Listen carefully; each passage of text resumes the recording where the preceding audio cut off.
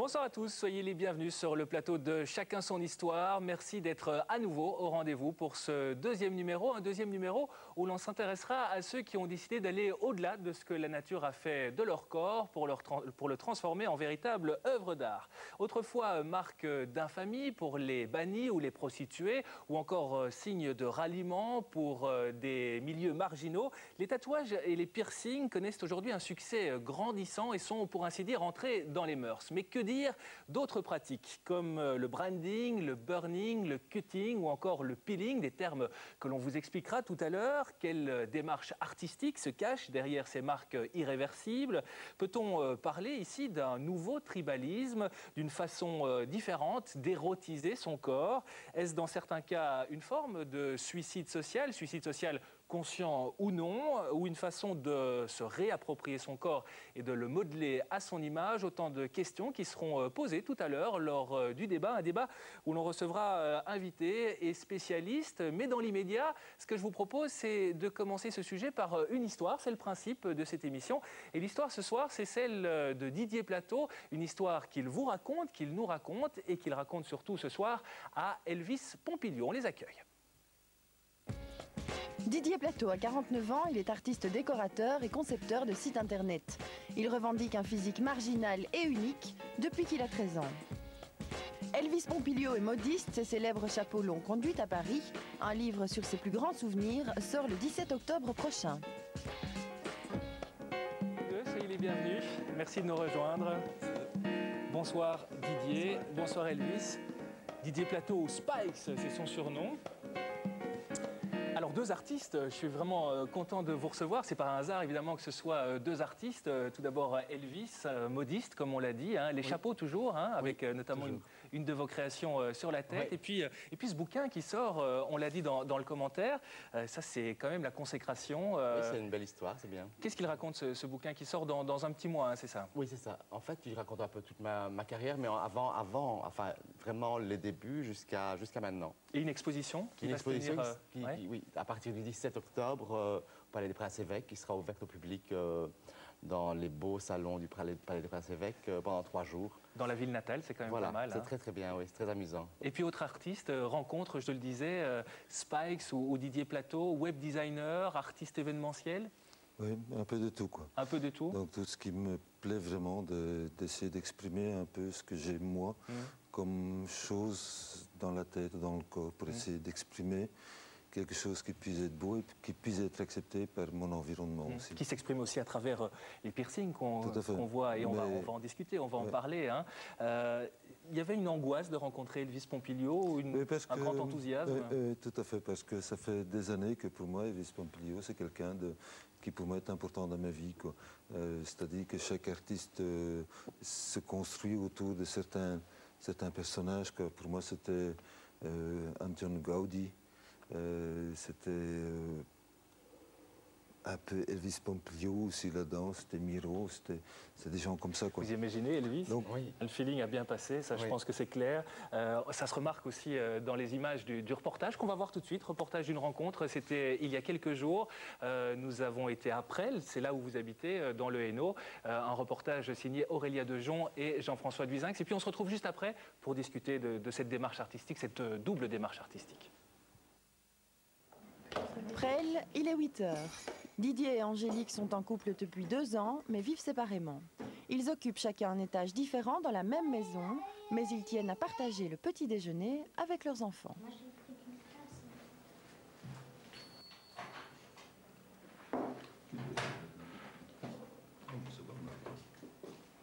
Didier a réussi à s'intégrer dans ce tout petit village. Pourtant, le regard des autres est souvent un problème. Son look marginal n'est pas toujours bien accepté partout. Ici, à Presles, les habitants ont décidé de ne pas attacher trop d'importance à son visage et ont réussi à apprivoiser sa vraie personnalité. Didier est donc devenu un habitant comme les autres. Tout à l'heure.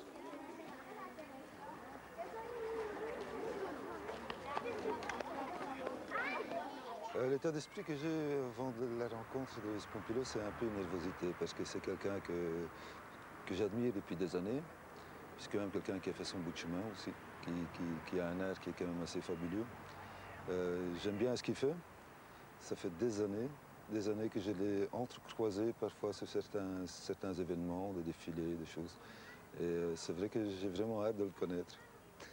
Avant de rencontrer Didier, je me sens assez bien finalement. Je suis tout à fait décontracté parce que moi j'ai rencontré des gens, qu'ils soient comme ci ou comme ça. Je pense que je ne vais pas porter ni de jugement, je vais apprendre, je vais voir, je vais essayer de comprendre, je vais voir si j'espère rencontrer quelqu'un qui sera ouvert et qui sera disponible. J'avais préparé une petite photo parce que, comme tu aimes bien les chapeaux, c'était un des premiers défilés de choses de Gauthier. Ah oui, super. Hein? Et j'avais trouvé ça assez chouette. J'ai été mannequin pendant quelques années. Quand j'étais jeune et vous, très longtemps. Ça change? Oui, ça change. Ouais. Ça, c'est comme j'étais il y a une dizaine d'années. Ah oui, voilà. J'avais quand même déjà pas mal. Ouais, déjà pas mal. C'était déjà pas mal. C'est comme ça que j'ai connu João Carlos. Didier s'est intéressé au tatouage et au piercing dès l'âge de 13 ans. Très vite, il est devenu mannequin grâce à son physique particulier. L'univers d'Elvis Pompilio l'a d'ailleurs toujours fasciné. Une question que ça fait des années que j'avais envie de te poser. Comment est-ce que tu es arrivé à faire des chapeaux dans une époque où on n'en portait quasiment plus? Mais moi, c'est la passion de la mode et c'est ça que je faisais le mieux. Et mes amis m'ont conseillé, m'ont influencé, m'ont dit « Ah, vraiment, les chapeaux que tu fais, c'est fabuleux, etc. » Et puis un journaliste s'est intéressé, un autre journaliste, et puis c'est une histoire longue, mais c'est bien passé. C'est vrai que c'était une démarche quand même, ça fait 20 ans maintenant. Oui, mais c'est une sorte aussi d'être naturel, et je pense qu'on parle de gens comme moi, un peu comme des marginaux, mais je ne suis pas marginal, je suis naturel, je fais ce que j'ai envie de faire. Et pour moi, ce n'est pas tellement être marginal, c'est faire de sa vie ce qu'on a envie de faire. Mais c'est vrai que la marginalité est souvent employée comme un mot péjoratif, je trouve. Parce que moi, je suis fier d'être marginal, fier de ne pas être comme les autres. C'est bien que ce soit un peu rentré dans les mœurs, un petit peu quand même. Oui, je trouve. Maintenant, c'est bien trop un phénomène de mode, je pense. Disons qu'à l'époque, moi j'étais un ancien punk, quoi, donc on voulait dire quelque chose. On voulait dire, tiens, votre société, ça ne fonctionne plus. Quoi. Ouais. Donc on marque quelque part une différence. Maintenant, on ne marque plus la différence, maintenant on rentre dans un tas maintenant. C'est vrai. C'est-à-dire qu'il y a des jeunes maintenant qui veulent le piercing, pas spécialement parce qu'ils aiment bien, mais pour paraître moins con. Toi, le tatouage piercing, visiblement, le piercing, c'était pas tout à fait ton truc, et le tatouage où... Non, moi je n'ai caché. Je n'ai ni tatouage ni piercing parce que je n'ai jamais éprouvé le besoin. Et puis, pour les tatouages, je suis trop changeant. Je crois, je sais pas, comme je disais, peut-être que si je me faisais tatouer un papillon, je voudrais un ours le jour après, j'en sais rien. Toi, tu as un grand tatouage? Moi, j'ai un grand tatouage sur le dos. Fait il y a longtemps? Oui, il y a déjà des années que j'ai ça. J'ai aussi refusé d'avoir de la couleur parce que, comme toi, j'ai un peu le même truc. Je peux aimer aujourd'hui le bleu et demain le rouge. Quoi. Donc j'ai voulu que ce soit tout à fait sans couleur. Donc ce n'est que du noir. Mais j'ai été chercher les dessins très loin. En fait, j'ai dessiné pendant 1 an le tatouage comme je le voulais. Et j'ai cherché pendant 2 ans un tatoueur qui voulait bien le faire. Oui, voilà. Donc c'est vraiment c'est vraiment réfléchi. Ah oui, ça c'était purement réfléchi. Ouais. Ça, je pense pendant des années, j'y ai pensé avant de faire le premier pas. Quoi. Ah ouais. Et une fois que le premier pas était fait, ben là c'était trop tard pour reculer. Quoi. Montre le tatouage. On a tout l'air un gars. Ah oui, il est voilà. Donc maintenant, j'aimerais bien encore continuer. Ah oui. Donc j'ai envie maintenant de refaire les épaules avec et les bras, les deux côtés. Ah oui, comme des manches. Comme des manches, oui. Comme des manches. Lui, c'est pas son truc, mais il accepte tout à fait qu'on puisse être comme ça et qu'on puisse affirmer sa différence de cette façon-là. Lui, il l'affirme différemment, il l'affirme par son air. Moi, je l'affirme un peu par ma façon d'être. Je pense que quand chacun peut avoir sa liberté de dire tiens, je ne suis pas comme les autres, je suis différent et je me sens bien comme ça, sans agresser les autres, je trouve ça fabuleux.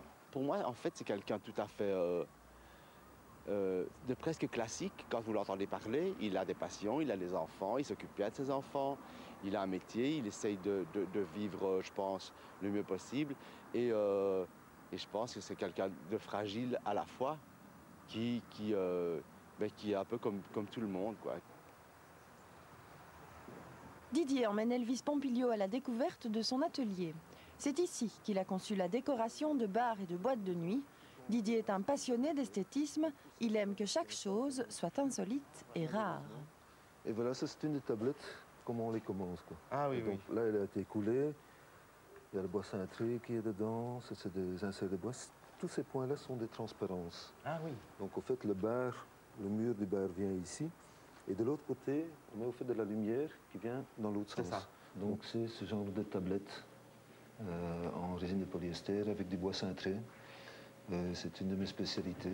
Tout fait à la main, ici dans un Tout fait à atelier. la main. Il y a des peintures un peu dans tous les styles. Ces réalisations, Didier les a reprises sur son propre site internet qu'il fait visiter à Elvis. Pour ce genre de choses. En fait, moi, Mickey, je l'ai aussi un jour mis en scène avec moi parce qu'on m'avait demandé de poser.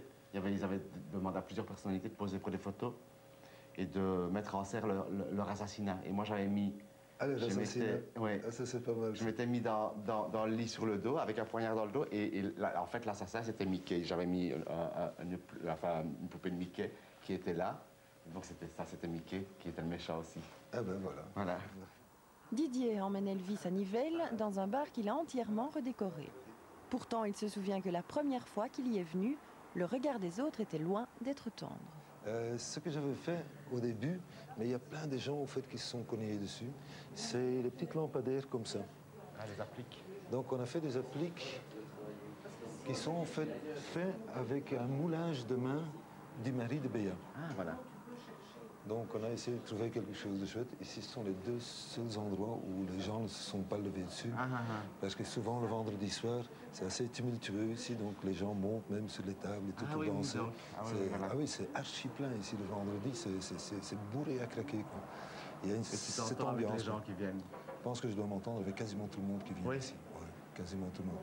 Mais je dis, ça va de 18 ans jusqu'à 50, 60 ans. Maintenant, Et les gens se mélangent ensemble. Font plus attention à ton apparence ou à tes vêtements ou à tes piercings, rien. Sauf quand je viens en kilt, Ça, il y oui, en a quand toujours même. un qui essaie Voilà. de voir ce qu'il y a en Non, dessous. mais ça, c'est autre chose. J'ai rencontré quelqu'un qui assume, qui fait ce qu'il a envie, qui vit sa vie et qui n'emmerde personne. Un peu comme moi, j'ai voulu aussi un peu faire des choses différentes. J'ai fait des chapeaux il y a 15 ans, enfin plus de 15 ans. Je suis aussi parfois un peu marginal, même si ça ne se voit pas de l'extérieur. Parfois, on voit moins de l'extérieur ce qu'il y a à l'intérieur. Donc, moi, je suis content parce que j'ai vu que tout est possible et que ce genre de personnage doit exister et que c'est bien que les gens fassent ce qu'ils ont envie. Il a une vision de la vie qui va exprimer vis-à-vis de son art. Moi, j'ai une expression vis-à-vis des piercings et tout qui font partie de ma vie aussi, de ma différence. Mais quelque part, tous les deux, on est différents du monde qui nous entoure. Donc, vous connaissez depuis combien de temps? Je le connais à peu près depuis 9 ans. Et il était déjà comme ça? Ah ben oui, parce que la première fois que je l'ai vu, il y avait du monde au comptoir et tout le monde a cru que j'allais le mettre dehors. Ah oui? Parce que j'étais plutôt sélectif. Et alors quand je l'ai vu arriver, j'ai fait peur. Et puis il m'a dit, je peux parler à un responsable. Je me suis avancée, j'ai dit, il n'a pas l'air trop méchant. Ouais. J'ai écouté ce qu'il voulait me dire. Oui. Et puis on est devenus partenaires. Et puis par la suite, j'ai continué à apprécier Son Didier. travail? Lui-même? Son travail, je ne le connaissais pas du tout, voilà. son travail. Mais j'ai commencé d'abord à apprécier le Le personnage. Et puis j'ai vu qu'il était aussi gentil qu'il n'était marginal. Oui. Et ça, je le pense vraiment du fond du cœur parce que c'est un être exceptionnel. Et il vous a fallu Autant il est exceptionnel de son apparence, autant il est exceptionnel de l'âme. Ah, voilà. C'est quelqu'un qui a une âme. C'est ça. Voilà.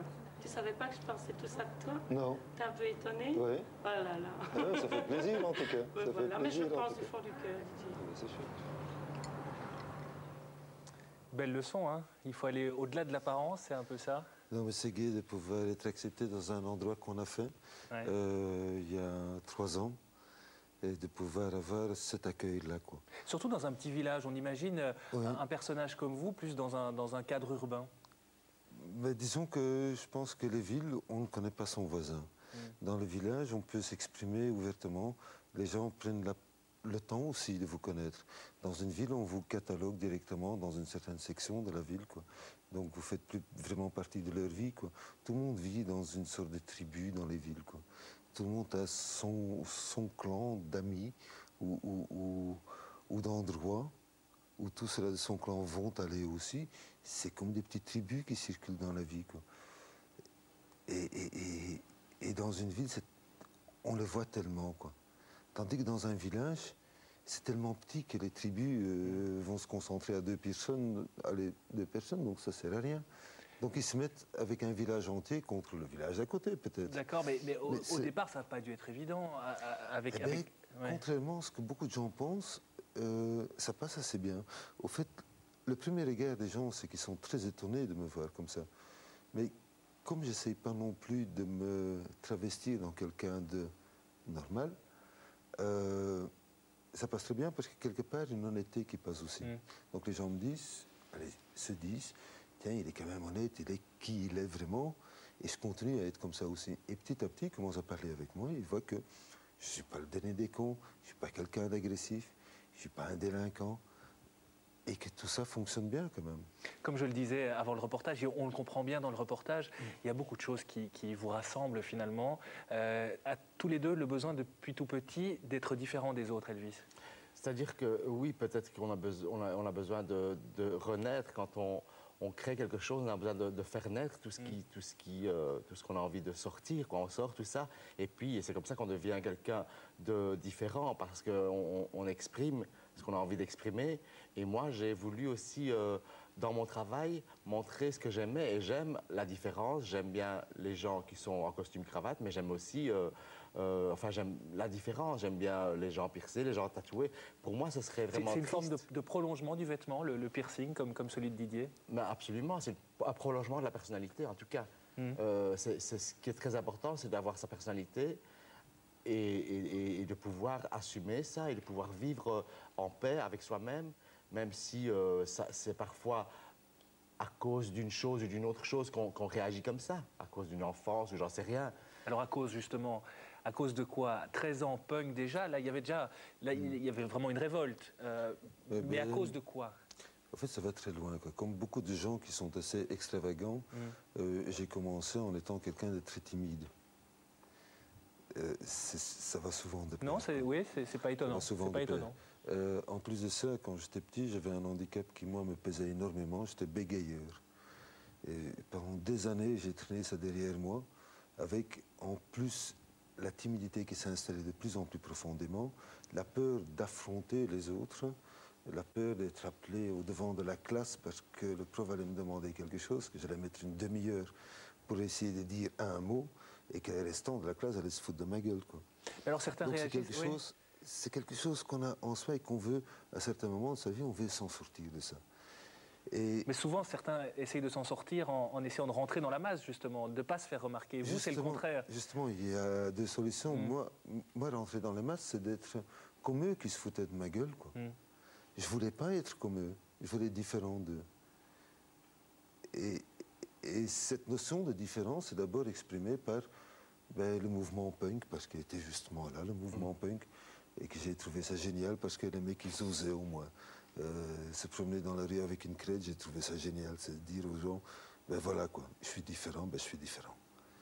Et j'ai commencé à pouvoir communiquer. Maintenant, il y a plus une démarche artistique, elle est moins politique. Non, oui, tout à fait, mais disons qu'au départ, ça m'a appris à pouvoir me sentir moi-même, avoir assez confiance en moi pour pouvoir essayer de me construire, de me reconstruire.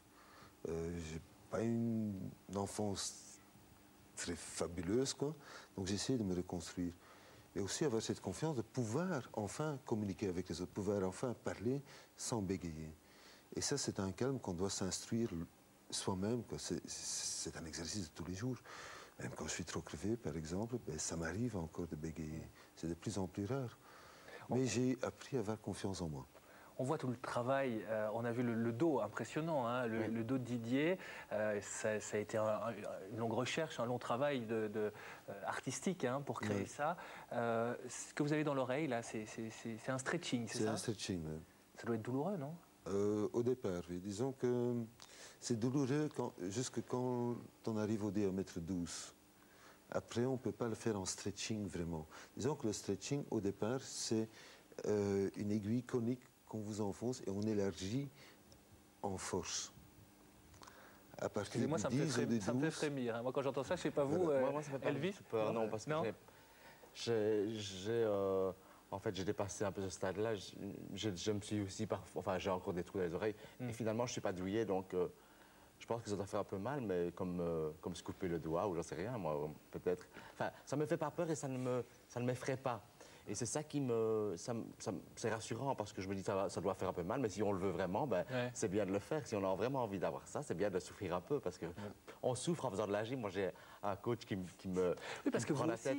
il y a eu une volonté de transformer le corps, Voilà, oui, c'est moi, clair. Vous avez perdu 15 kilos, vous. Absolument. Moi, moi, je fais de la gym et je me dis, mais comment est-ce qu'on peut autant souffrir pendant des heures pour changer d'apparence finalement aussi. Ça a aussi changé d'apparence.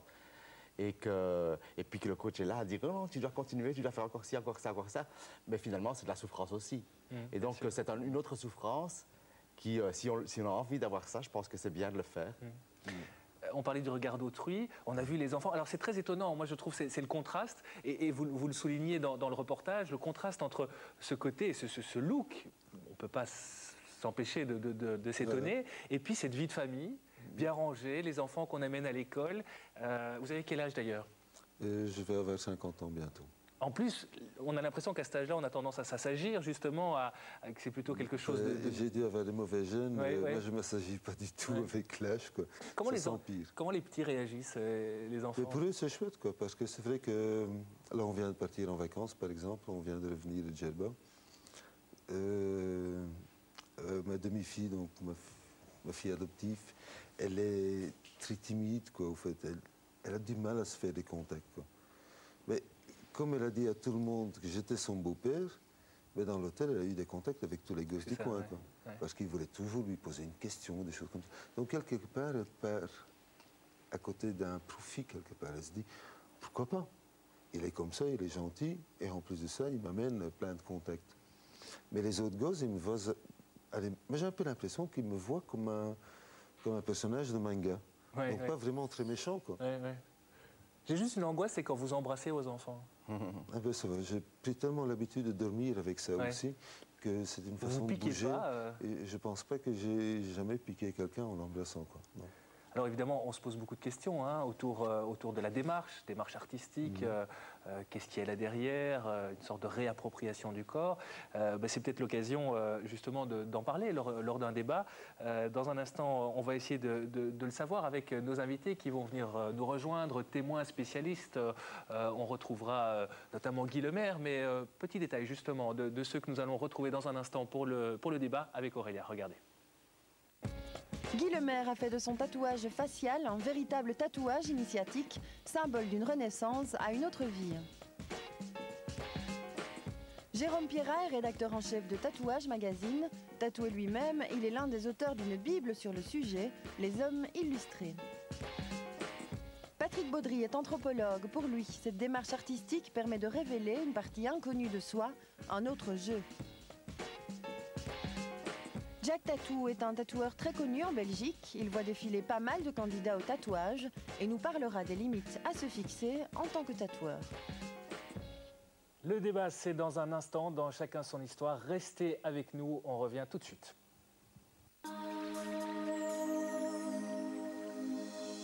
Aujourd'hui, Belgacom invente pour vous le café. Café? Café? Vous, dont l'histoire est un éternel recommencement. Alors le gars lui dit, c'est pour vous qui pouvez répéter jour et nuit les mêmes choses. Tu dors?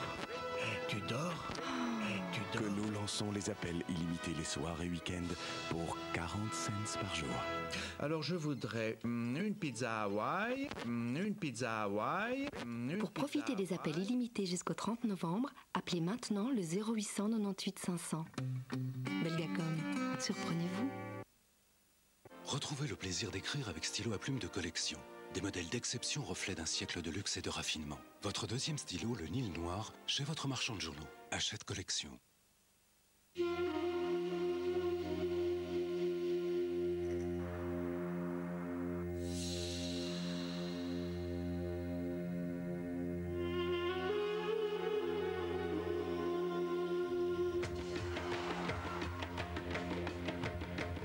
C'est un piège.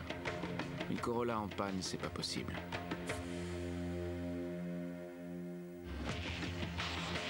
Toyota Corolla, it's a quality thing. Voilà pourquoi la Corolla bénéficie, comme toutes les Toyota, de 5 ans de garantie.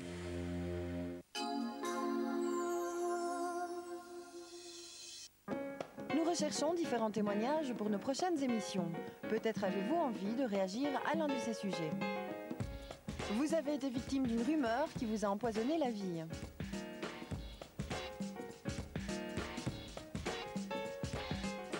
Vous êtes une femme ou une jeune fille et vous entretenez des rapports douloureux ou au contraire extraordinaires avec votre père.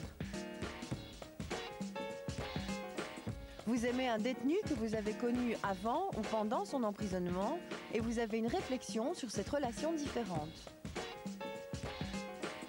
Si vous vous reconnaissez dans l'un de ces portraits, venez nous raconter votre histoire sur le plateau en nous contactant par téléphone au 04 344 73 03 ou par courriel chacansonhistoire@rtbf.be. Retour sur le plateau de Chacun son histoire, place au débat. Ce soir, j'ai fait de mon corps une œuvre d'art. On s'est intéressé à l'histoire de Didier Plateau, sous les yeux d'Elvis Pompilio. Ce sont nos invités. Place au débat, je vous le disais, avec nos invités, à commencer par Jérôme Pierrat. Soyez le bienvenu. Jérôme Pierrat, vous êtes journaliste, vous êtes rédacteur en chef de Tattoo Magazine, qui est un bimestriel, c'est ça ? Tatouage Magazine, qui est un Tatouage Magazine, tout à fait. Et co-auteur d'une Bible, véritable Bible sur le tatouage qui s'appelle les Hommes illustrés. Et puis plus récemment, vous avez écrit un livre qui s'appelle Une histoire du milieu. Vous êtes tatoué vous-même ? Oui. Oui ? On ne le verra pas ce soir, non. Mais en tout cas, c'est bien caché. Hein. C'est fait en sorte... Non, oui, ouais. Non, c'est pas calculé, mais disons qu'effectivement, c'est pas fait non plus pour être exhibé. Donc, à la différence de certains autres qui sont ici, et on va en parler dans un instant. Patrick Baudry, soyez le bienvenu, bonsoir. Bonsoir. Vous êtes anthropologue, vous êtes professeur de sociologie à l'université de Bordeaux, auteur du Corps extrême. Vous avez succombé, vous, à la mode du piercing, du tatouage ? Savoir si je suis percé ou tatoué moi-même, non. Non. Mais vous avez quand même un regard très intéressant. J'ai un regard, et puis je pense que ce qui a été dit dans le reportage, là, sur la question de faire quelque chose de soi et d'affirmer une différence, je le fais aussi d'une autre manière, peut-être, on va dire. On en reparlera justement de cette question-là avec vous. Jack Tattoo, alias, ou plutôt Jacques Martin, alias Jacques Tattoo. Vous préférez, j'imagine, qu'on vous appelle Jack Tattoo, c'est votre surnom aujourd'hui. Tatoueur à Liège, bien connu, président de l'association des tatoueurs et pierceurs wallons. Évidemment tatoué, on le voit, bien sûr. Et puis Guy Lemaire. Guy Lemaire, on se retrouve, puisque vous étiez déjà l'invité d'une autre émission. C'était un débat sur le stress. À l'époque, vous aviez pas mal de soucis. J'ai l'impression que vous êtes assagi aujourd'hui. Assagi, je ne sais pas, mais en tous les cas, je ne quitte pas les milieux de l'art. Donc je suis parfaitement heureux, oui. On parlait du regard d'autrui à travers l'histoire de Didier. Vous, le regard d'autrui, c'est presque comme lui, enfin, c'est inévitable avec le tatouage facial que vous avez. Comment est-ce que vous le vivez au jour le jour ? Moi, je le vis très bien parce que, en réalité, je ne le vois pas. Je suis assez distrait par rapport au corps social. Donc il m'arrive même souvent au début, lorsque j'avais le tatouage, je voyais les gens qui me regardaient, je me disais, je dois avoir ma braguette qui est ouverte. Et puis après, je réalisais ce qui faisait que le regard se pose. Bon, je le vis très bien, je pense que c'est une question... Finalement, il y a des personnes qui sont un peu agressives, je pense que c'est un manque d'information. Ou curieuses. Curieux, ça me paraît normal. Je dois dire que si je m'étonnais que les gens soient curieux quand on porte un tatouage de ce type-là, c'est moi qui aurais vraiment un réel problème. La seule chose qui me fait mal, il y a une chose qui me fait très mal, c'est la seule chose qui m'atteint, c'est parfois des enfants qui regardent, qui sont très sympathiques, l'enfant est très intéressé et tout ça, et quand je vois par exemple les parents qui disent ne va pas vers ce genre de personnage, ça c'est quelque chose qui me fait de la peine. Pour le reste... Mais avant de se faire un tatouage comme vous l'avez fait sur la figure, vous avez d'autres tatouages bien sûr, il y a quand même une réflexion par rapport à ça. Vous vous doutiez bien qu'il y aurait un regard. Comment est-ce qu'on arrive à justement faire ce tatouage sur la figure ? Chez vous, c'est plus qu'une démarche artistique, hein. C'est une démarche... Pour moi, c'est une démarche philosophique, par les autres. Donc il y a eu d'abord, en tant qu'artiste, je me suis intéressé au corps. Et j'ai été surpris de voir, par exemple, je cherchais des modèles qui avaient été opérés, qui avaient des cicatrices, etc. Les gens ne voulaient pas absolument montrer leurs cicatrices. Donc il y a eu un premier temps une réflexion sur le corps. Puis il y a eu du tatouage ludique, qui était finalement du tatouage entre guillemets à la mode. Et puis il y a eu toute une expérience et une expérience de vie qui m'a conduit à un moment donné à me sentir finalement étranger à une société qui vit en considérant les valeurs qui sont les miennes comme des valeurs quasi primitives. En fait, pas en tout cas des valeurs de notre société. C'est quoi vos valeurs? Mes valeurs, c'est l'humanisme, la libre pensée. Et je me suis rendu compte finalement que j'évoluais dans une société extrêmement violente et agressive d'abord, qui me mettait très mal à l'aise par sa violence, en me rendant compte par exemple que la violence dont je parle, ce serait un licenciement, l'angoisse des gens de vivre dans cette société précaire, les personnes qui viennent de mourir seules lors de la canicule, etc. Et une perte du sens des valeurs de fraternité, des valeurs de respect de sa personne, du respect de la parole donnée, qui, d'une manière mythique, hein, peut-être que si j'allais chez les Maoris, je me rendais compte... C'est un tatouage Maori. C'est un tatouage Maori. Je pense que si j'allais chez les Maoris, je serais peut-être déçu. Ça a le bénéfice de la distance. Mais en tous les cas, je ne me reconnaissais plus dans cette société-ci, qui était pour moi une société complètement en perte de vitesse par rapport à l'être humain. Vous dites société violente, quelque part, c'est aussi une certaine violence vis-à-vis du regard des autres, ce tatouage. Je l'ai voulu tout sauf violent. Enfin, dans mon esprit, en tout cas, il n'y a jamais eu provocation. Qu'est-ce qu'ils disent, ces signes? On se raconte l'histoire de ma vie un peu. Il y a des signes qui sont des signes tout à fait universels. Et il y a même des signes qui sont des signes presque imaginaires. Donc, pour être clair, je n'ai pas copié, je n'avais d'ailleurs pas le droit de copier une symbolique maori. Dans mon esprit, j'ai recréé ma propre symbolique. Et je vais dire, je suis pour la libre interprétation des symboles. Donc chacun y regarde, y voit ce qu'il veut, peut m'interroger et je peux leur donner mon interprétation. C'est le même phénomène par rapport au titre que vous développez ici de l'œuvre d'art. Je peux faire une œuvre d'art qui représente un pré, simplement pour le plaisir de l'esthétisme, et alors je peux faire Guernica, comme Picasso, en disant, là derrière, il y a un message, il y a quelque chose que j'ai envie de vous dire. Et Didier Plateau, Elvis Pompilio, vous réagissez comment? C'est pas la même démarche, Didier? Non, pas spécialement, parce que moi j'ai commencé il y a très longtemps. Moi, ça s'est fait sur un laps de temps de 30 ans, quoi. Guy, ça fait quand même pas mal de temps qu'on se connaît aussi. Lui, il a fait ça sur un laps très court, au fait, de son tatouage. Donc, le regard des autres vis-à-vis de lui a dû changer dans un temps très court, quoi. C'est vrai que le regard des autres est parfois pas facile. Mais quand on a mis 30 ans pour l'accepter, je pense que même les moqueries ou des choses comme ça, ou la mère qui dit « va pas chez celui-là parce qu'il est bizarre », ça nous atteint plus parce qu'on porte plus vraiment beaucoup d'importance là-dessus. Vous savez, quand tu fais dans un laps court, il y a toutes ces images qui te viennent tout à coup, quoi. Il y en a plein, quoi. Il y en a plein, parce qu'il y a plein de gens... Les piercings, vous pouvez encore les retirer. Ici, c'est irréversible. Est-ce qu'on ne peut pas parler, dans ce cas-ci, de suicide social? Je ne crois pas du tout. Je pense que c'est plutôt un meurtre social. Je pense que c'est la société qui, sans faire des grands mots, mais la société détruit quand même les individus qui ont encore certaines valeurs de base, quoi. Moi, j'ai été frappé par des petites expériences, d'être trahi par un ami de toujours pour un GSM ou des choses comme ça. Donc, j'ai été profondément atteint par rapport aux valeurs que je croyais naïvement être des valeurs répandues. Alors, à un moment donné, ou bien alors on dit je me fous de tout, ou on dit bah oui, mais la vie c'est comme ça, la vie n'est pas belle, n'est pas rose, etc.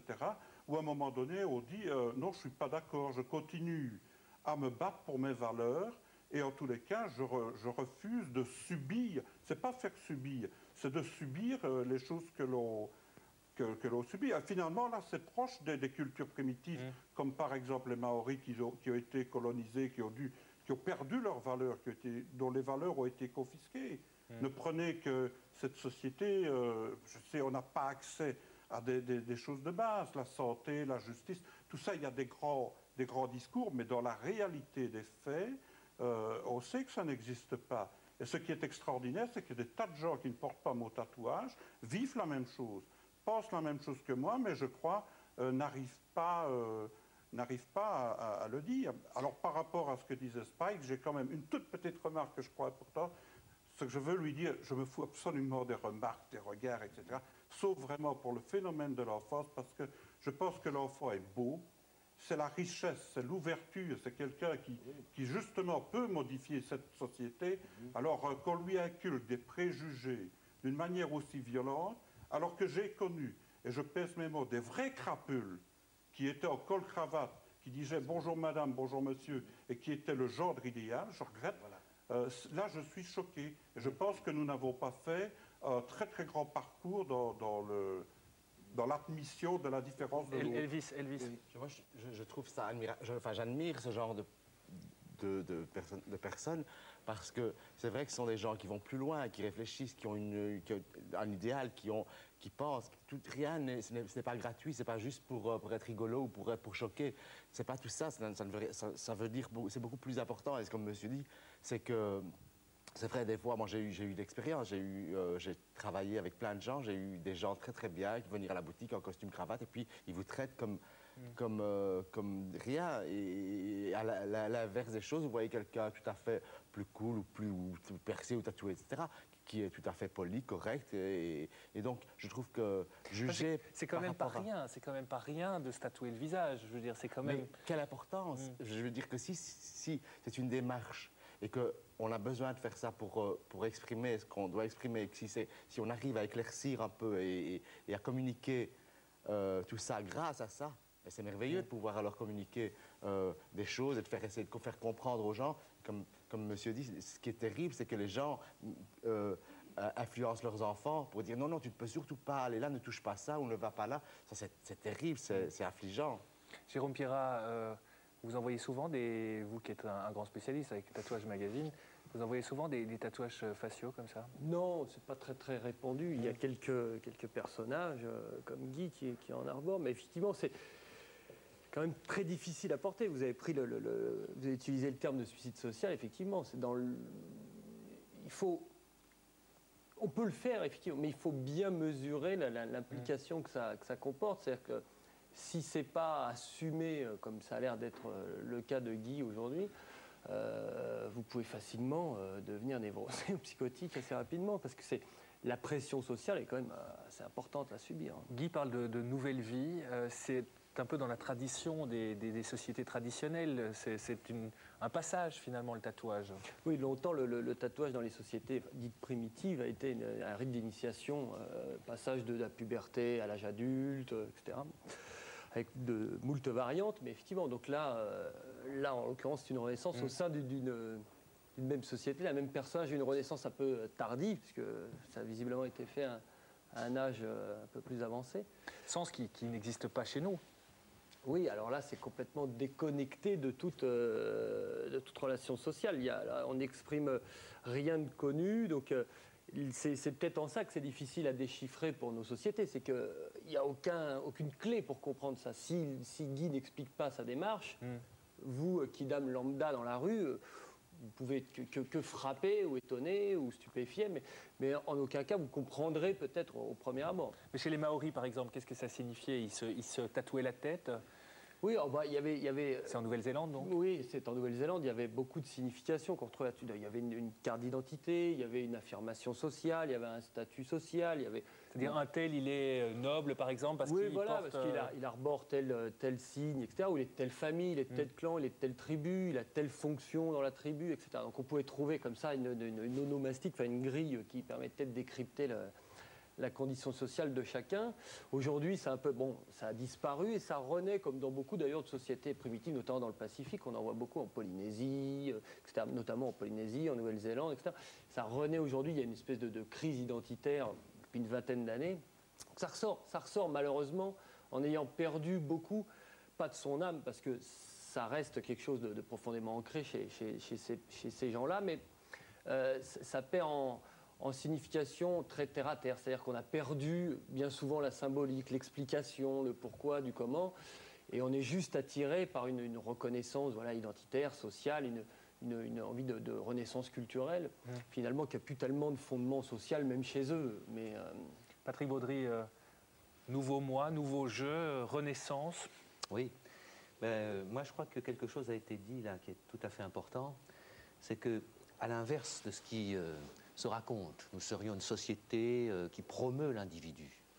C'est ça qui se dit. Oui. Hein, et on va dire ah, ça génère le repli individualiste, on ne pense qu'à soi, à son petit nombril, etc. Moi, je suis davantage tenté de penser que nous sommes dans une société qui met à mal l'individu, n'est-ce pas, qui le méprise, qui l'écrabouille, hein, qui empêche l'émergence d'une parole, et alors au travers bien de ces pratiques qui peuvent choquer, évidemment. Il y a en effet une volonté d'affirmer quelque chose de soi. Alors dans les sociétés traditionnelles, la construction du sujet, disons ça comme ça, la construction de la personne si vous préférez, elle est l'affaire d'un groupe, elle est l'affaire d'une culture. Alors attention aussi, est-ce que nous supporterions de vivre dans ces sociétés-là? Parce que c'est les autres qui me disent qui je dois être. Maintenant, autre démarche, et je trouve qu'elle est forte. C'est moi qui viens dire aux autres ce que j'essaye d'être en relation avec eux. Parce qu'il ne s'agit pas du tout de démarche asociale, hein, au sens de démarche qui ne serait pas en relation ou en lien avec autrui. Donc j'étais d'accord avec ce que disait Guy Lemaire, c'est-à-dire nous sommes dans une société violente.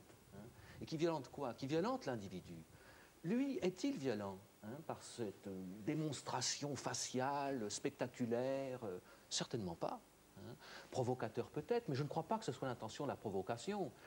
Il s'agit de venir dire quelque chose dans une société où tout de même, disons-le, si vous me permettez, plus grand-chose ne se raconte. À un plus petit niveau, parce qu'on assiste à ce phénomène de mode autour du tatouage, à un plus petit niveau, quand on se fait un tatouage, c'est pour exprimer quelque chose, c'est pour exprimer quelque chose à la société. Alors, bon, si c'est le tatouage des très jeunes, hein, et on sait très bien qu'aujourd'hui, les collégiens sont très tentés, même s'ils n'y vont pas, ils y pensent. Hein. Dans ma génération, on n'y pensait pas. Hein. Ils y pensent maintenant, ils se disent, tiens, peut-être un piercing, et ils négocient un petit peu ça avec les parents, plus tard, on verra, pas tout de suite, enfin bon.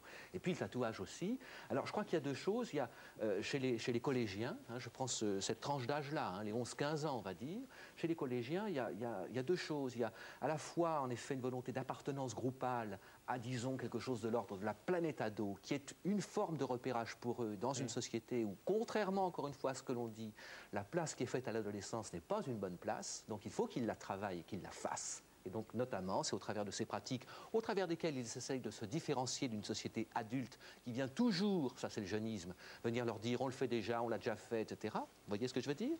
Et puis, il y a aussi la volonté de travailler quelque chose, on aura sans doute l'occasion d'y revenir, de travailler quelque chose de son moi profond, allez, on va dire de sa singularité, quoi.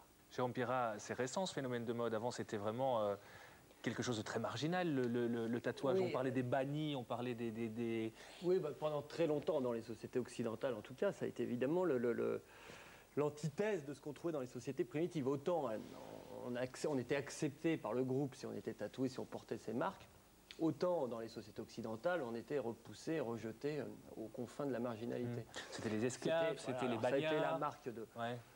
Effectivement des bannis, donc des prostituées, etc., etc., le marquage légal, enfin judiciaire, et puis après, ça a été la marque des marginaux, des aventuriers, des marins, des soldats ramenaient ça de leur voyage, des tollards, des bagnards, de ce que vous voulez, du milieu, du banditisme, etc. Ça a été effectivement la marque des proscrits. Mais là, le tatouage avait une autre fonction. Effectivement, là, il avait une fonction revendicatrice. On n'était pas du tout dans l'esthétisme, on n'était pas du tout...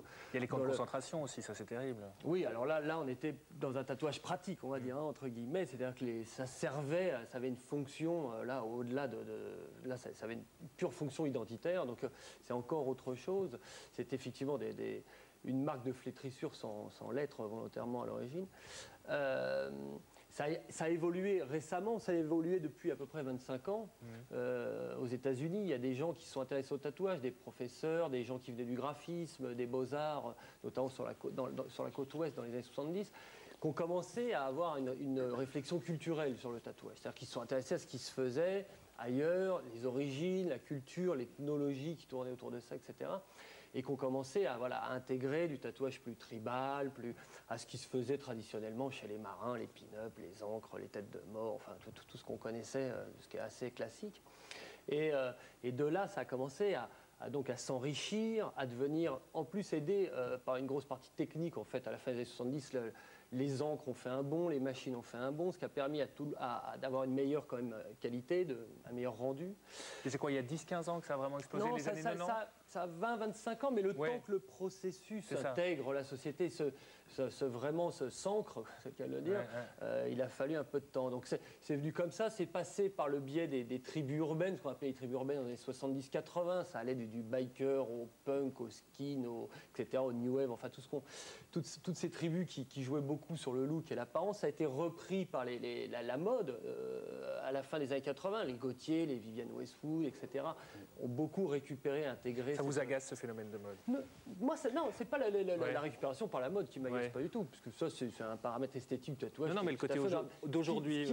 Ce qui m'interpelle un peu, effectivement, c'est dans le côté mode du tatouage, c'est que la mode, par essence, c'est quand même éphémère, le tatouage, par nature, est définitif. Donc, ça m'inquiète toujours un peu qu'on considère ça comme un phénomène de mode.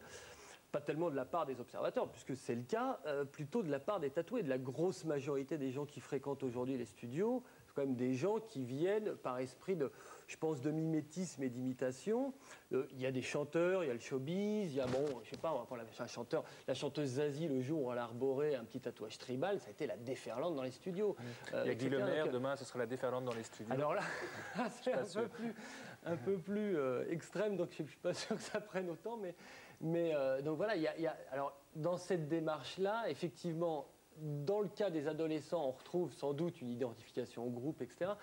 Ce qui m'inquiète plus dans le cas on va dire, des trentenaires, etc., où là, la démarche du petit dauphin ou de la petite fleur, etc., qu'on va retrouver sur la plage, finalement, va, loin de vous exclure, va vous faire effectivement ressembler au modèle estival, avec tout à peu près le même maillot de bain et le même tatouage répétitif. Donc là, effectivement, on peut s'interroger sur la... Moi, je ne vois pas bien l'intérêt. Il y a ce danger-là et il y a un autre danger qu'on retrouve chez les jeunes aussi. Et nous, on est les premiers, à la limite, on est les premiers incitateurs et aussi les premiers dénonciateurs. C'est-à-dire qu'au travers du magazine, moi, j'ai peur qu'on donne de temps en temps envie à des jeunes qui ne soient pas tellement encore formés ou aboutis dans leur démarche et qui, d'un seul coup, ont envie de coller à un stéréotype rock'n'roll, etc., branché et compagnie, qui vont d'un seul coup se faire deux manches, comme disait tout à l'heure mon ami, et sans vraiment mesurer l'implication que ça a. C'est quand même pas anodin. Je veux dire, même si vous portez une chemise dans les 20 ans à venir, voilà, vous allez... Jack Tattoo, vous qui voyez défiler pas mal de monde, profil entre guillemets sociologique des gens qui viennent se faire tatouer, est-ce que ça a changé? Qui sont ces gens? Quel est leur âge, par exemple? Le profil type, c'est qu'il n'y a plus de profil. C'est que ça a toutes les couches de la société, tous les âges, un peu par phénomène de mode, un peu par mimétisme, comme monsieur le disait. Et le problème du phénomène de mode, c'est qu'il n'y a pas vraiment une recherche déjà au niveau déontologique ou au niveau soi-même, savoir ce qu'on va pouvoir arborer toute sa vie sur son corps. Vous avez l'impression qu'ils arrivent, qu'ils prennent vite un modèle comme si on va dans un magasin de vêtements? Je vais parler d'un exemple classique, c'est les gens qui viennent chez moi pour se faire un tribal. Donc un tribal, c'est un ornement noir assez affiné et qui me demande si je fais... Le truc qu'on met au bras, là, c'est ça, non? Oui, que ça arrive chez moi ou chez d'autres collègues que je rencontre qui m'en parlent, qui me demandent si je fais une tache noire. Donc pour eux, ça se résume à une tache noire. Il n'y a même l'appellation, on n'y est pas quoi, en fait. Pourquoi les vrais puristes, c'est quoi? Ça recherche... Il n'y a pas vraiment de puristes, parce que bon, le collectionneur de tatouages, ça existe, mais c'est vraiment minime, en fait. Mais il y a des puristes qui, eux, vont rechercher quand même une signification pour eux-mêmes, quelque chose avec lequel ils vont pouvoir vieillir. Et puis alors quelque chose qui est important aussi, dont on doit parler, c'est le professionnel, l'hygiène, etc. On va y revenir, tout ça. Guy Lemaire, ça vous agace, ce phénomène de mode? Oui. Pardon. Il y a une anecdote que je trouve merveilleuse. Lorsqu'on me tatouait le visage, donc c'était à la côte belge, malheureusement et heureusement. Malheureusement parce que mon rêve était d'abord d'aller me faire tatouer là-bas. Puis évidemment, j'ai totalement abandonné cette idée. Et heureusement parce que j'ai trouvé un tatoueur merveilleux. Et il y a une dame qui entre, en fait, je vois qu'elle est habillée un peu hors du temps, et c'était une sœur. Donc une sœur, une religieuse. Et elle est venue demander au tatoueur, est-ce que vous pouvez me tatouer ceci? Et elle avait une icône religieuse. Ça, c'est extraordinaire. Eh bien, j'ai trouvé ça d'une beauté extraordinaire. Alors, ce qui me gêne, ça n'a même pas le droit de me gêner, chacun fait ce qu'il veut, dans le fond. Mais quelque part, avec cette banalisation, je vais dire, toutes les personnes qui, dans le piercing, dans le tatouage, ils mettaient un sens un peu plus profond, un peu plus difficile de vivre ça, puisque tout le monde, je veux dire, se balade maintenant avec un tatouage et tout ça. Donc ils ont un peu, je crois, on a tous un peu l'impression d'une perte d'identité. On vous vole un peu votre... Quelque part, moi je ressens ça, mais je n'ai pas le droit. Ça c'est freudien, je pense. Hein. Mais par contre, ce qui est intéressant, moi j'ai lu un article dernièrement par un penseur maori sur leur culture, et il parlait du tatouage de Mike Tyson, donc le boxeur s'est fait faire un tatouage maori ici, et il disait, ce qui me gêne, ce n'est pas qu'il ait un tatouage maori, c'est que cet homme n'a pas les valeurs qui sont représentées dans le tatouage. Et ça, je trouvais ça très beau. Et le tatouage, je ne l'ai pas dit tout à l'heure, mais la première chose, je crois, d'un vrai tatouage, on le fait d'abord pour se parler à soi-même. Moi, je l'ai fait pour que tous les jours matin, en me levant, quand je me regarde dans la glace, ça me rappelle mes cicatrices, mes souffrances et surtout un certain devoir de respect que j'ai vis-à-vis de moi-même. C'est d'abord un truc extrêmement égoïste et c'est dur, évidemment, bon, de manière freudienne, idiote. Enfin, on n'a même pas à faire ça, à penser ça, mais c'est comme ça. C'est parfois cette banalisation fait dire, mais est-ce que... Si vous croisez un Maori dans la rue, comment est-ce qu'il va réagir? Ça dépend. Je pense que je les ai, entre guillemets, idéalisés parce que leur histoire correspondait d'une manière mythique. Hein, c'est une histoire que je me suis racontée, c'est un mythe. Le côté oppression, le côté pression, le côté recherche de l'homme libre, le côté respect de ses valeurs. Bon, ça, j'en ai fait un mythe, comme dans toutes les initiations, d'ailleurs. C'est une petite histoire un peu mythique. Maintenant, si je croise un vrai Maori, bon, je pense que 2 ou 3 réactions sont possibles. Je crois que certains seraient très fâchés. Je pense que certains s'en foutraient, n'en auraient que faire. Et je pense que d'autres pourraient peut-être essayer de comprendre pourquoi quelqu'un a voulu partager leur mode d'expression. Ils vous couperaient la tête pour certains. Hein. Certains, attention, parce que les Maoris, il y avait un trafic de têtes. Certains, oui, mais certains, oui. Je crois que si j'allais à Auckland, je ne reviendrais pas trop entier. Didier Plateau, Spikes, réaction par rapport à ce phénomène de mode? Mais disons que le phénomène de mode, moi je trouve que pas mal d'adolescents, justement, oublient un fait très important dans notre société actuelle, quoi. C'est que à notre époque, on pouvait encore trouver un boulot plus ou moins facilement, quoi. Et une fois qu'on s'affirmait, on arrivait à le garder aussi. Maintenant, malheureusement, on voit que dès qu'on aborde la différence maintenant, même à notre âge, ça devient difficile, ouais. Même avec notre connaissance maintenant qu'on a du boulot, c'est déjà vachement difficile. Ouais. Alors j'imagine un jeune qui sort à 18 ans de l'école, qui aborde déjà ces différences-là, et un patron qui n'a que faire de lui. Vous en parlez presque en donnant conseil, en disant ne faites pas ça, ne faites pas ce que je fais. Ben oui, exactement. Disons qu'à mes enfants, c'est ce que je dis aussi. Ayez d'abord un boulot, essayez d'abord d'être excellent dans votre boulot avant de commencer ça. Parce que malheureusement, ça va vous fermer toutes les portes pour le moment, quoi. C'est ça le gros problème. Parce qu'on fait ça pour un espèce de courant de mode. D'ailleurs, le courant de mode, les adolescents n'y sont même plus maîtres. On leur inculque.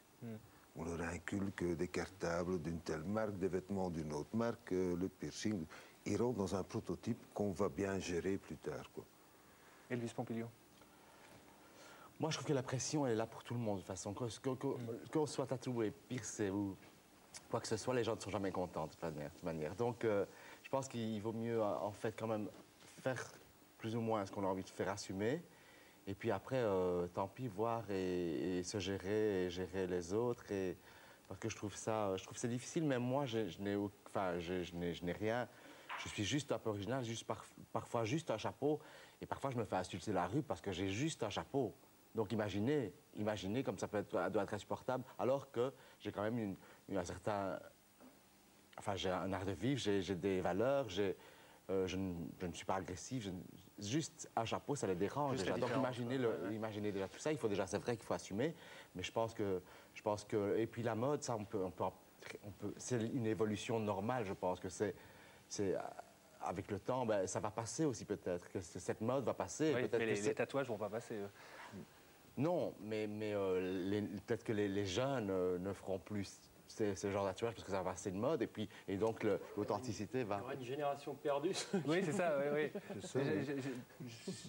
J'imagine ces tatouages dans quelques années, à 80 ans ou quoi, ça risque d'être spécial en tout cas. On n'a pas de femmes sur ce plateau. Je me pose la question, est-ce que c'est quelque chose qui est plus répandu chez les hommes que chez les femmes, le tatouage, qui peut répondre? Non, c'est moitié-moitié, vraiment. Oui. Il y a de plus en plus de femmes, et étonnamment pour des gros tatouages aussi. Avant, il y avait des femmes, mais qui se cantonnaient généralement à ce voilà, tatouage de mode, enfin les petites pièces, comme on dit. Et de plus en plus, maintenant, on constate quand même qu'il y a des femmes qui arborent des dos, plus ou moins bien, mais disons que ça se répand pas mal. Ouais, non. C'est plus marqué chez les anglo-saxons, c'est encore un peu de mal chez les latins à prendre. Mais par rapport au corps de la femme qu'on ne doit pas... Oui, je pense qu'il y a... Oh, je pense que le côté latin, c'est parce que la place du corps n'est quand même pas tout à fait la même. Quoi. Je veux dire, on n'a pas une même représentation, une même idée de ce que c'est que le corps. Le corps, c'est ce que Dieu nous a donné, voilà, donc on peut pas a priori, si vous voulez, c'est un peu intouchable. Et c'est pour ça que dans notre culture, s'il s'agissait de toucher le corps, il s'agissait de toucher le corps des maudits ou des mauvais. Mais si on était du bon côté, si on était un bon enfant... chrétien, il est évident qu'on ne devait pas toucher à tout ça. Ça nous était donné, soit par Dieu, soit par la nature, mais il ne fallait pas y mettre son grain de sel. Tu ne mettras pas ta chair. Non, bien sûr. La Bible. Alors l'aspect érotique, on parlait du tatouage, mais aussi du piercing. Vous avez été un des premiers percés, Guy Lemaire. Il y avait une démarche érotique là derrière? Un des premiers perceurs aussi. Un des premiers perceurs, oui.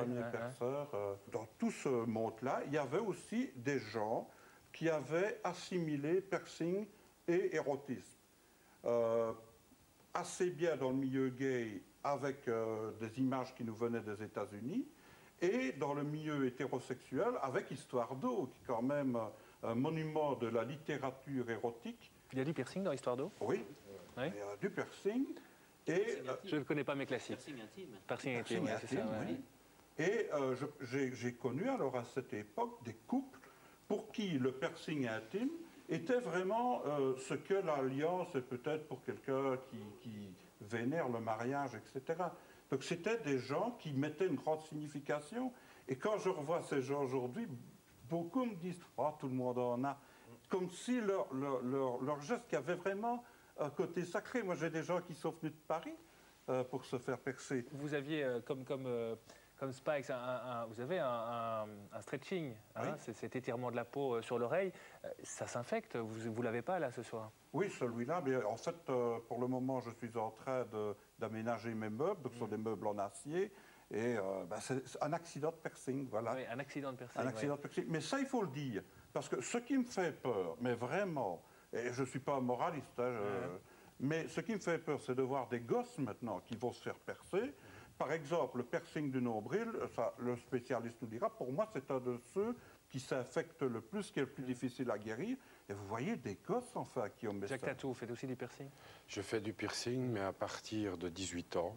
Certains endroits à partir de 16 ans, avec la présence et l'accord des parents, c'est évident. Le problème, c'est qu'il y a certains piercings qui, mal faits ou mal gérés par un adolescent n'a pas... je vais dire, ni l'envie, ni la culture médicale pour se soigner, ni le temps en général.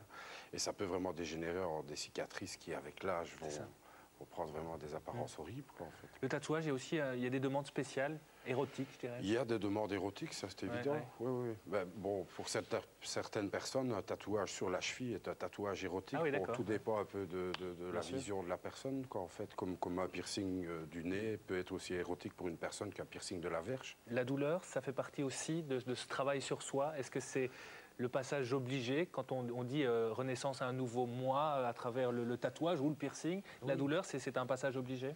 Le problème aussi avec la banalisation du phénomène de tatouage et de piercing, c'est que certaines personnes font cette démarche-là sans même s'imaginer au niveau douleur des conséquences que ça peut avoir. Vous expliquez tout ça, on parlait de code de conduite, vous avez créé un code de conduite, hein, les pierceurs, les tatoueurs. Vous expliquez ça? Qu'est-ce que vous expliquez aux gens qui viennent vous voir? On explique en fait que ça peut être douloureux, qu'il y a certaines méthodes comme les crèmes à base de xylocaïne qui peuvent un petit peu pallier à ça, mais on met de toute façon la personne en garde vis-à-vis de ça, vis-à-vis aussi de certaines infections, si c'est mal soigné, etc. Vous refusez certains tatouages? On vient vous demander un tatouage facial, vous refusez? Je refuse le tatouage facial, sauf certains cas où, par exemple, quelqu'un comme Guy Lemaire a une démarche tout à fait éclairée et bien consciente. Bon, là, j'ai des punks, des skinheads, des gens qui font partie des fameuses tribus urbaines chez qui ça fait partie du rite. et chez qui ce fait-là est tout à fait assumé. Maintenant, bon, une personne de 18-19 ans qui vient me demander une rose sur le front, parce que imaginons qu'une star en ait une, c'est évident que je refuse, ou sur les mains. Vous parlez de punk, de skinhead, il y a des motifs que vous refusez de faire. On vous demande une croix gammée, par exemple? Je vois que vous avez un pistolet sur le crâne. Non, je ne la refuserai pas, comme je ne refuserai pas un marteau et une faux aussi. Ouais, bon, je mets à part ma philosophie personnelle qui ne regarde que moi, parce que si la personne assure très bien son trip, c'est tout à fait son droit. Maintenant, en tant que professionnel et pour une question déontologique, je m'arrangerai toujours de manière à ce que ça puisse être couvert et bon, avoir quand même une deuxième solution de rechange. Mais en général, les gens qui font ça sont des gens qui sont bien décidés et qui assument leur trip. En parlant de risque, on parle HIV, hépatite, il n'y a pas encore vraiment de règlement. C'est un règlement, comme on le disait, un code de conduite. C'est le désert total. Ouais. Donc le problème, c'est qu'on ne sait jamais réellement à qui on s'adresse. Et bon, nous, par exemple, en tant qu'association des tatoueurs et perceurs wallons, on s'est permis, entre parenthèses, pour tirer la sonnette d'alarme, d'attaquer le gouvernement belge. On a eu une réaction juste à ce moment-là, parce qu'on les attaquait pour non-assistance à personne en danger. Depuis, certaines choses se sont mises en place, comme le Belgian Hygiene Quality Label. Bon, c'est un label de qualité qu'on peut choisir. C'est une récompense pour les bons éléments. Nous, on demande des punitions pour les mauvais, qu'on mette un petit peu d'ordre dans tout ça, parce que, comme on le dit ici, ça touche toutes les couches, ça touche tout le monde. Le danger, c'est le type qui sort d'un festival rock et qui va ce n'est pas que ça, se faire piercer ou se faire tatouer. Ce n'est pas que ça. Il y a des gens qui ont pignon sur rue et qui ont fait ça tout à fait honorable et qui pourtant, en arrière-salle, ne stérilisent rien et n'ont aucun respect du client d'une manière hygiénique. Ce qui me fait toujours paniquer, c'est quand je vais sur des festivals, par exemple en plein été, il y a plein de poussière partout. Et tu as toujours quelque part un percheur ou un tatoueur qui est là. Mais quand on voit allez, c'est lamentable comme hygiène là-dedans. On ne peut pas être hygiénique. Même si ces aiguilles sont hygiéniques, le fait de le sortir déjà du plastique, il est déjà infecté. Quoi. Le fait est que c'est du meurtre pur et simple. C'est prémédité en plus, bon, parce que le mais c'est autorisé. Quoi. C'est autorisé, ce genre de choses. Moi, je trouve ça vraiment grave. Quoi. La dépendance, on y revient. Vous avez des clients où ça commence par un petit, puis on en veut toujours plus. C'est quasi 60% de la clientèle. Chacun à son stade. Ça peut passer de la petite rose au petit tribal en restant tout à fait politiquement correct, entre parenthèses, et d'autres qui vont se faire des manchettes entières ou un dos entier. C'est pathologique, Patrick Baudry Oh là là, ceux-là, ils ne sont pas là pour dire si c'est pathologique. Et à mon avis, les psys non plus. Hein. Mais non, je veux dire, c'est des phénomènes sociaux. Il s'agit de comprendre ce qui les organise plutôt que de décider qu'ils ne devraient pas exister. Bon, alors, encore une fois, cette affaire de cas, sans doute. Peut-être qu'il y a quand même quelque chose d'assez vertigineux dans une société qui nous a tellement habitués à ne pas toucher à cette affaire, à d'un seul coup pénétrer là-dedans et à se dire, mais pourquoi pas un peu plus loin? Et peut-être qu'il y a, pour certains, une dépendance qui peut s'installer, une sorte de fragilité, encore une fois, je reprendrai ce mot-là, de vertige, de basculer dans quelque chose. Parce que l'ambiguïté, très fortement, à mon avis, c'est celle-ci. C'est à la fois une démarche d'affirmation de différence, comme ça a été dit, moi je préférerais dire de singularité, où en effet on se sépare d'une société qui évacue l'individu. Et à mon avis, là on est plutôt dans une démarche vivante. Voilà. On est aussi éventuellement dans une société qui promeut une sorte de marchandisation du corps où on pourrait en faire soi-disant ce que l'on veut. C'est peut-être ce que vous critiquez avec les phénomènes de mode et de voilà, où on finit par banaliser tout cela. Et le sens disparaît. Il s'agit simplement de se produire comme une espèce d'objet, de marchandise, comme un produit en effet, et non plus du tout comme une humanité. Présente aux yeux des autres. Là, ce sont quand même des démarches tout à fait différentes. Jérôme Pierrat, vous qui voyez beaucoup de photos dans votre magazine, vous qui êtes tatoué aux 3/4, même si ça ne se voit pas, vous avez été pris d'une sorte de vertige du tatouage, une sorte de surenchère, de dépendance. Moi, j'y vais par crise, en fait. Au départ, j'en ai fait il y a longtemps, c'était plutôt en rapport, on va dire, avec les tribus urbaines précédemment évoquées. Puis après, j'ai un peu oublié tout ça. Et puis, un jour, j'y suis revenu. Et quand ça a commencé à devenir un peu plus esthétique, moi, c'est purement une démarche esthétique. Hein. Je vais pas... Après, peut-être qu'inconsciemment, on peut trouver des choses. Hein, mais pour ainsi dire, c'est purement pour me voir dans la glace chez moi. J'ai des crises. J'y vais, je sais pas, la dernière fois que j'y suis allé, c'est il y a 4 ans, je crois. Là, j'y retourne le mois prochain, voilà, pour attaquer... les derniers espaces vierges. Mais donc on n'a jamais fini quelque part, on n'a jamais fini. Non, on n'est jamais tout à fait satisfait. Heureusement, mais moi c'est aussi ce que Parce que quand je mets en garde les plus jeunes qui ont tendance à foncer comme ça, à plonger dans la mare d'encre, c'est pas seulement pour les freiner en leur disant le tatouage c'est pas bien, c'est pas du tout ça, c'est pour mesurer et puis pour garder aussi, si c'est un réel plaisir, si c'est une vraie démarche, etc., garder un petit bout comme ça, il faut le distiller un peu tout au long de la vie. C'est un peu dommage, en plus les goûts changeront, etc., donc ça aura peut-être envie de modifier ce qui était un coup de folie de jeunesse. Et donc voilà, donc moi, j'ai pas de plan prédéfini, c'est un peu, ça vient. Mais je crois que tout le monde a comme ça. Il y a des périodes de stagnation, clair, ouais. On digère ce qu'on vient de faire, on l'apprécie pendant quelques années, et puis on veut on a besoin d'un élément nouveau pour attirer, parce qu'on les voit plus, hein, nous-mêmes les tatoueurs, quand le matin vous vous levez, voilà. C'est vrai que moi j'ai une démarche fort différente, c'est-à-dire que moi, il y a des années, j'ai dessiné mon tatouage complet. Donc il y avait mon dos, mes épaules et mes bras. Ouais. Mais il y avait aussi mes épaules et mes bras qui étaient déjà pensés. J'ai commencé le dos. Je me suis habitué maintenant pendant 10 ans avec mon dos. C'est comme une maison, on fait une pièce et puis on se dit la véranda sera pour plus tard. C'est un peu ça. C'est vrai que j'ai envie, avant mon anniversaire, d'être complet. C'est ça. Donc je vais le faire maintenant incessamment sous peu, mais je vais le finir, enfin. Mais c'est vrai que j'irai jamais plus loin. J'aurai qu'un seul tatouage dans ma vie, quoi, qui fera un complet. J'en mettrai jamais un autre paire, quoi. C'était une idée que j'avais eue quand j'étais déjà jeune. Cette idée s'est construite petit à petit, et un beau jour, j'ai décidé de le mettre sur mon corps. C'est un peu comme on voit, par exemple, dans le film Le Baron Rouge, par exemple. Le type n'a qu'un seul tatouage. Dragon rouge. Le dragon rouge. Oui, c'est ça. Donc c'est quelque chose qui le représente. Moi, ce tatouage-ci, quelque part, il me représente par la culture inca et tout ça. Ça me représente quelque part. Surtout dans la culture inca aussi, on reconnaissait de dos quelqu'un comme on pouvait le reconnaître de face, parce qu'il représentait lui-même, quoi. Et j'ai vraiment envie de présenter ça. C'est-à-dire que c'est vrai que je ne suis pas comme les autres. Mais quelque part, quand on regarde bien, on voit la personne derrière tout ça. Cette démarche-là est fabuleuse, des autres qui font. Les gens qui vont directement dire « Non, avec lui, je ne parlerai pas, je ne veux pas le connaître ». Tant mieux, parce que quelque part, je ne pourrais pas me connaître. Allez, disons que je ne pourrais pas me comprendre avec eux. Parce que ce sont des gens qui ont un esprit tellement fermé, qui auraient forcément des accros. Mais les autres qui ont quelque part un certain intérêt, ça m'ouvre au fait ma communication, ma connaissance des autres aussi. Ça leur ouvre aussi, eux, leur esprit. Donc, quelque part, on fait une connexion. Et c'est peut-être ça aussi le but des différents. C'est pas simplement de se bloquer sur la différence.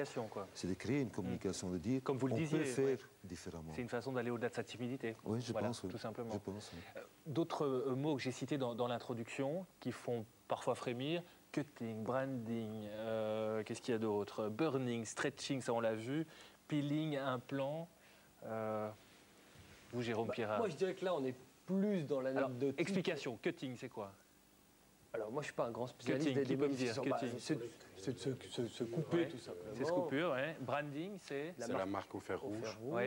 À l'instar du burning. Le burning, c'est de la brûlure aussi, mais avec différents ustensiles. Peeling, oui. Le peeling, c'est plus l'irritation de la peau avec certaines matières comme le soufre, etc. Et puis les implants qu'on met sous la peau. Mais là, on est quand même dans des pratiques qui sont quand même plus anecdotiques. Hein. On en parle beaucoup parce qu'évidemment, les médias ont tendance à faire pousser cet aspect-là, mais finalement, ça reste très, très marginal. Des gens qui ont des implants aujourd'hui, en France, on les compte, voilà, il y a peut-être une dizaine de personnes. En plus, on n'est pas bien sûr que... On va dévoiler un peu les coulisses, mais quand on voit un implant... 2 mois après, il est souvent rejeté, on est obligé de le remettre, le corps n'accepte pas forcément d'avoir un anneau en fer sous la peau, etc. Donc, bon, on les met en avant, ces phénomènes-là. Je crois qu'ils ont toujours existé et aujourd'hui, ils sont un peu plus mis en lumière, mais il y aura toujours une petite frange comme ça de personnes qui sont adeptes de la frange. Voilà, mais là, on est plus effectivement dans la performance, happening artistique. dans le happening, voilà. Le problème, c'est que la frange un peu moins sérieuse de la profession tatoueur ou de piercing a tendance à un peu mettre ça en avant pour essayer de recréer un même phénomène de mode comme il y a eu autour du tatouage. Et alors, bon, là, c'est souvent accompagné d'aucun discours. C'est-à-dire qu'on emballe ça de retour au primitivisme, mythologie. Les types connaissent quasiment rien. Ils n'ont pas ouvert un seul bouquin d'histoire naturelle. Le problème, c'est que... En fait, on est purement dans le cirque, quoi, finalement. Dans les cas que je peux connaître, on a affaire à des gens qui vont vraiment pas bien du tout. Et on n'est pas vous ne serez peut-être pas d'accord, hein, vous me direz, mais on n'est pas du tout dans une démarche, allez, on va dire de connexion, comme vous disiez tout à l'heure, ou de communication, où on fait signe en quelque sorte, au sens aussi bien de faire signe à l'autre. Là, on est plutôt dans une espèce de charcutage, d'auto-relation, comment dirais-je, quasi autistique, pour employer des grands mots. Ça ne va pas bien, généralement. Ces gens-là ne vont pas bien. De là à dire qu'il faut les enfermer, certainement pas. Mais je veux dire, on ne peut pas non plus venir dire oui, c'est comme dans les sociétés traditionnelles. Ça n'est pas du tout comme dans les sociétés traditionnelles qui favorisent des types de pratiques qui sont soutenus par une loi symbolique et une logique de groupe. Alors que là, on est vraiment dans un hyper-individualisme, et pas dans cette singularité tournée vers autrui que j'évoquais tout à l'heure. Disons que moi, je trouve aussi que c'est encore très très peu contrôlé, au fait. Moi, j'ai vu des dessins qui étaient magnifiques au branding, franchement. Des choses vraiment bien faites. Le problème, c'est que la cicatrisation, on ne la contrôle pas vraiment des masses. On fait une brûlure, on attend une demi-seconde en plus, la cicatrice ne sera pas la même chose. Un cutting, c'est la même chose. Ça s'adresse à vraiment une frange particulière de la population. Moi, dans les officines de notre association, on assiste quand même à pas mal d'adolescents qui se laissent aller vers la scarification, les implants, qui sont dans aucun cas faits dans les bonnes conditions aussi, de bonnes conditions existent. Et ça peut vraiment s'avérer dramatique, parce que bon, il y a insertion d'un corps étranger dans la peau, et c'est fait en général par des gens qui n'ont aucune notion de chirurgie. Et en Belgique, c'est un phénomène ultra grandissant, comme dans pas mal de pays d'Europe. Disons que le bête fait de, par exemple, infecter un tendon ou un nerf peut provoquer une paralysie de la main, par exemple. Vous seriez prêt d'en faire ? Et ça se fait très vite. Hein. Non, du tout. Non, du tout. Ou alors après avoir eu une étude médicale qui se base sur des années et des conclusions professionnelles. Encore que. On serait obligé, logiquement, de garder le client pendant la période de cicatrisation à la boutique pour pouvoir... oui, donc on ouvrirait des hôpitaux, quoi, en fait. On arrive au bout de ce débat. Conclusion avec vous deux. Didier Plateau, tout d'abord. Vous pensez qu'on en a appris un peu plus, qu'on en sait un peu plus sur, sur des gens comme vous, des gens qui veulent être différents, mais qui ne veulent pas être montrés du doigt pour autant? Je ne veux pas espérer des miracles non plus. J'espère pas non plus que les gens auront un autre regard sur des gens comme nous, qui sont différents. Mais si au moins ça pourrait les amener à voir le début de la démarche pour dire ils sont peut-être pas tout à fait cons et peut-être pas tout à fait mauvais, ça serait déjà pas mal, quoi. Et pas dire à leurs enfants, attention, il est bizarre, d'entamer le dialogue. Simplement dire, il est peut-être tout à fait normal, c'est peut-être un gentil monsieur, quoi. Et j'ai pas de chocolat au vent. Elvis Pompilio, vous aviez déjà rencontré des personnages comme moi, je le savais. J'adore écouter toutes ces histoires parce que c'est intéressant.